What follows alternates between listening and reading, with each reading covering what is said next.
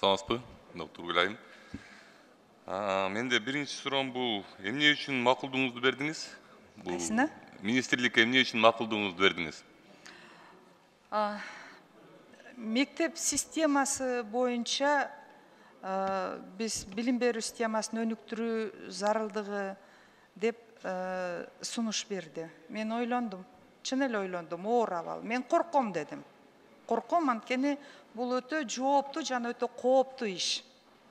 Анан өкмөт башчысы, өлкө башчысы бүгүнкү күндө мамлекеттик программаларды ишке ашырууда толугу менен мүмкүнчүлүк айрыкча аныкталган маселелерди каржылоо маселесин чечип жана ушул багытта колдоо иштерин жүргүзүү боюнча мен сезип жатам өтө чоң жоопкерчилик экен. Өтө чоң жоопкерчилик экен. Максатыңыз кандай? Менин максатым? Ордуңузда максатыңыз. Нелерди өзгөртүүлөрдү алып келейин дейсиз? Мисалы, эми сиз мен эң корккон нерсем бул билим берүү министрлиги менен Министерство здравоохранения да. Экөөңөрдүн жумушуңар абдан оор, эки тармактынчы, бирок чечкиндүү болуп ушул жерге бир максат менен келип атасыз да, туурабы? Сиз бир аз убакыт бериңиз, анан иштин натыйжасын сөздүү эмес, мындай жүрүп жатканда мен сизге көрсөтөйүн.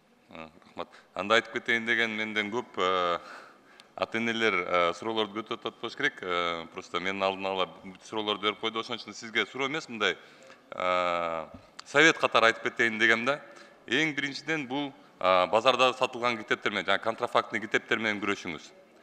Колуңуздан келсе, эчке чыгып ошо базарларды өзүңүз басып көрүңүз. Анткени ошол контрафактный китептер бизди уят кылып атат. Ата-энелер билбейт ал эмне китептер экен. Алар ойлошот, ошол жерлерден биз ала берсек болот депчи. Негизинен ал контрафактный, ал немеге кирбей турган китептер да. Аны мектептерге алып кирбей турган китептер да. Ошолор уят кылып атат. Жана тескери болуп калып, суроолор туура эмес болуп калып, жооптору туура эмес болуп калып, уят кылып аткан китептер ошолор. Колуңуздан келсе ошого чыгып, өзүңүз көңүл буруп көрсөңүз, абдан көйгөйлүү маселе да. Анан дагы элдер дагы сизден баягы күтүп турат болуш керек, ошондойду видео аркылуу дагы элдерге көрсөтүп берсеңиз жакшы болмок. Бул биринчиден. Экинчиден, телефон довериялаңар. Иштеткиле, телефон доверия деген азыркы маалда бул необходимость. Анан телефон доверияны жана 0312 кылбай, мындай прямой мегаком, же ушул сыяктуу телефондор менен кылсаңыз жакшы болмок да. Анткени силерге кайрылган адамдар көбүнчө айыл аймактардан кайрылат. Алар жана 312 менен акча төлөп кайрылышы оор болуп атат аларгачы. Ошол себептен телефон доверияны, WhatsApp'ты жакшы иштеткиле.